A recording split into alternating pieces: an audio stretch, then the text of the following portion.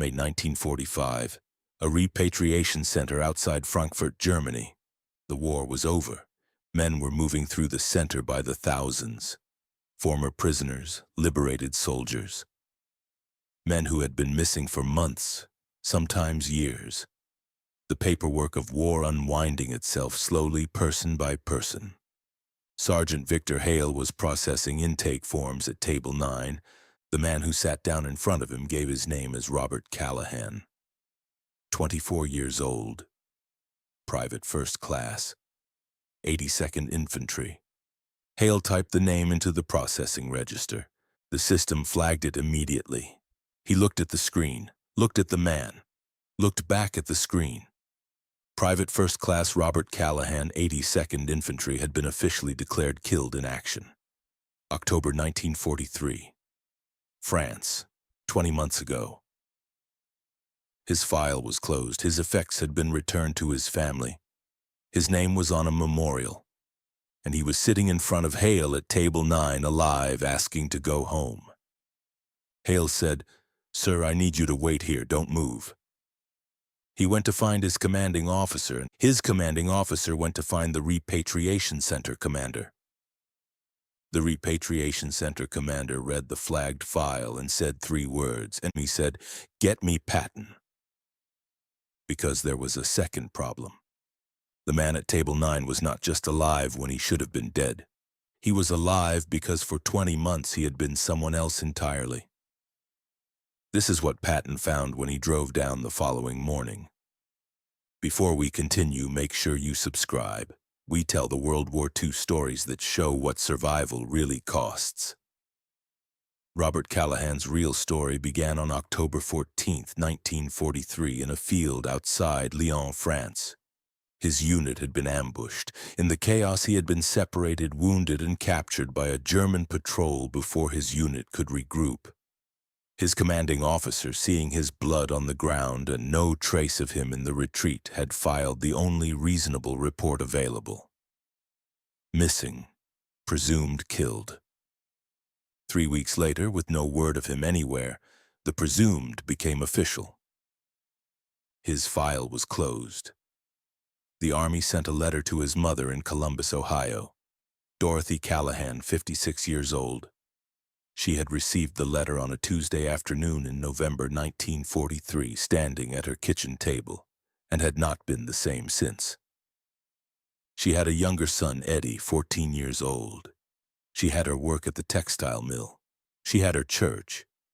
She had the small photograph of Robert in his uniform that she kept on the mantelpiece and sometimes talked to when the house was quiet. She had learned to live around the absence. The way you learn to walk around a piece of furniture that isn't there anymore, you still know the shape of it. Meanwhile, Robert Callahan had been in a prisoner facility in eastern Germany. The facility was not the worst. That was the honest assessment, not the worst. Food was scarce, conditions were hard, but the systematic brutality of other facilities was not present. Men survived there if they were not already broken when they arrived and if they made the right decisions along the way. The right decisions in this case had included a choice Robert made in the 2nd month of captivity. A guard, going through prisoner belongings, had found Robert's identity documents and taken them. Standard procedure. The documents were logged and filed. Robert was now officially in the system as Private First Class Robert Callahan, American prisoner. The problem was that another prisoner, a man named Thomas Briggs, had died 3 days earlier of a fever. His documents had not yet been processed. They were still in the administrative backlog. Robert understood what this meant before anyone told him. He went to the senior prisoner in his block, an older sergeant named Walter Gould, and told him what he was thinking. Gould listened. Then he said, "You understand that if they catch you, it will be much worse." Robert said, "I understand." Gould said, "You understand that Thomas Briggs had a family too, that you'll be carrying his name." Robert said, "I'll carry it carefully." Gould said, "You understand that when the war ends, if you survive, and that is not certain, You will have to explain all of this. Robert said one problem at a time. He became Thomas Briggs the following morning. It had worked, not cleanly, not without fear, not without moments where a guard had looked at him too long or asked a question that required a careful answer. But it had worked. Thomas Briggs had been from rural Pennsylvania.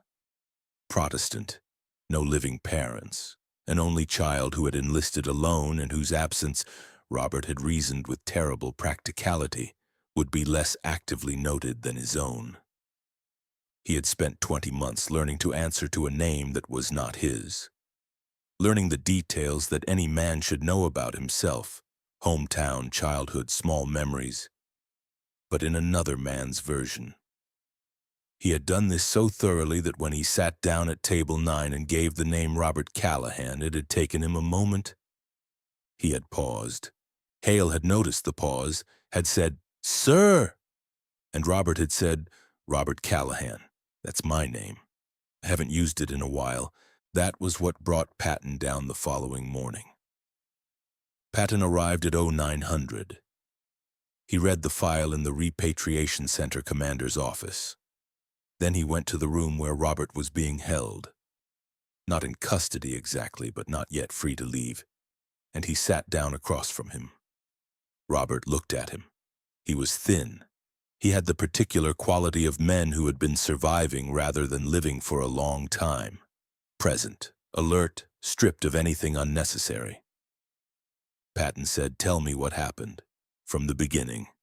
Robert told him. Everything. The ambush, the capture, the decision, the 20 months. He did not minimize and he did not dramatize. He told it the way a man tells something he has rehearsed telling because he always knew this conversation would come eventually. And he had spent a long time deciding how to have it honestly. When he finished, Patton said, "You impersonated a deceased soldier for 20 months. Robert said, "Yes, sir." Patton said, "You understand that's a serious offense." Robert said, "Yes, sir." Patton said, "Why did you do it?" Robert said, "Because I calculated it gave me a better chance of surviving." Briggs had no family checking on him. I did. I thought if anyone was looking for American prisoners, they'd be looking for Callahan. Briggs they wouldn't look for. Patton said, "And you were right." Robert said, "I was right, sir." Patton said, "Did you think about Thomas Briggs, about carrying his name?" Robert was quiet for a moment, then he said, "Every day, sir. I thought about what he would have thought of it, whether he would have understood. I decided he would have.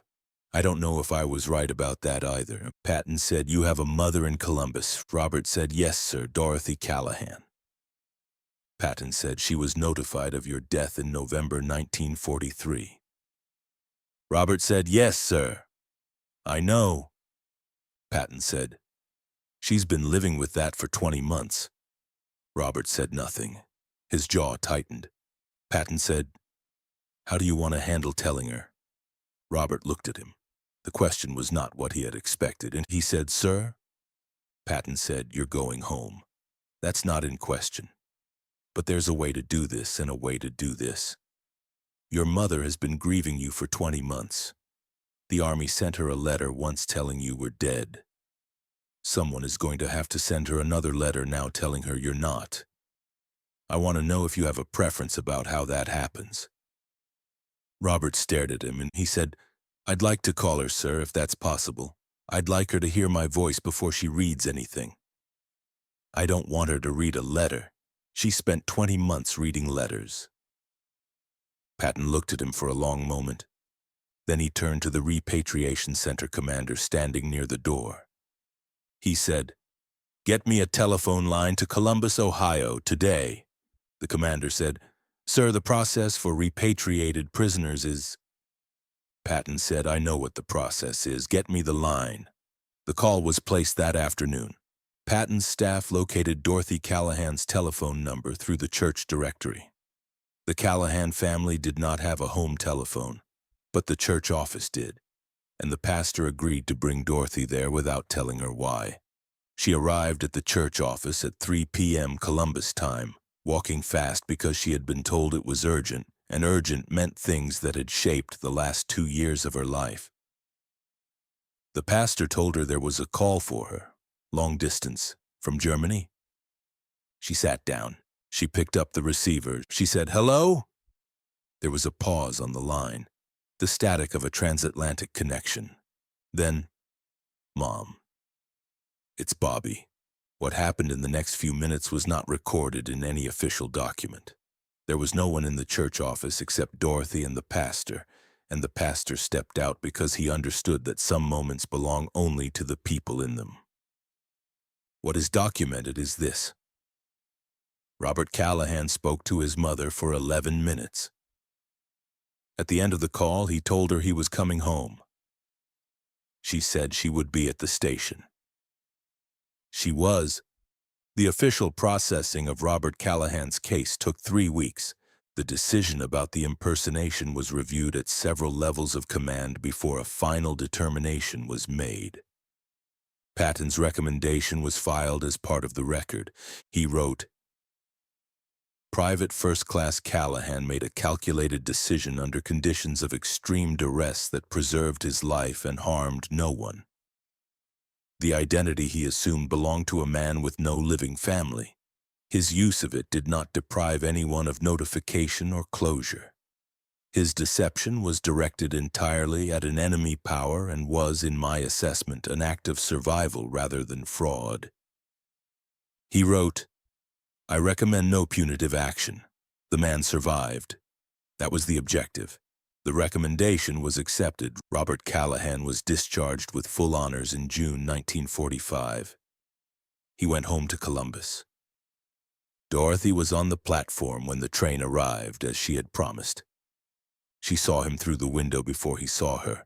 She had been watching every face coming off every train for 2 weeks. She recognized him from 30 feet away, thin and changed, but still the shape of him. Still the way he moved, still her son. She did not say anything when he came through the gate. She just took his face in both hands and held it. He let her. In 1968, a journalist researching post-war repatriation cases came across Robert Callahan's file in the declassified military archives. He tracked Robert down to a hardware store in Columbus, the same hardware store by coincidence where he had worked before the war. Robert agreed to an interview. He sat in the back of the store, a man in his late 40s, and answered questions for 2 hours. The journalist asked him what he remembered most about the day he called his mother from Germany.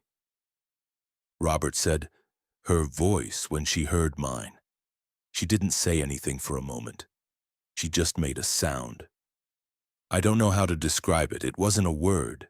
It was just a sound a person makes when something they had given up on comes back." He paused. He said, "I've heard a lot of sounds in my life. That's the one I carry." And the journalist asked him what he thought of Patton's decision, the recommendation, the phone call, all of it. Robert thought about it for a moment. Then he said, "A general didn't have to do any of that. The process would have handled it eventually. I would have gone home either way. He didn't have to make a phone call happen the same day. He didn't have to write what he wrote in that recommendation." He shook his head slowly. He said, "I've thought about why he did it. The best I can figure is he understood that the paperwork and the person were two different things, and he handled both on the same day. Most people handle the paperwork and leave the person to sort itself out. He handled both." He looked at the journalist and he said, "My mother had 20 months of grieving to undo. That's not something that gets fixed by a letter. He knew that. I don't know how he knew it, but he knew it. What would you have done in Robert's position? And what would you have done in Patton's? Let us know in the comments below. And if you want more World War II stories, the ones about what survival really costs and what it means to come home, make sure you subscribe."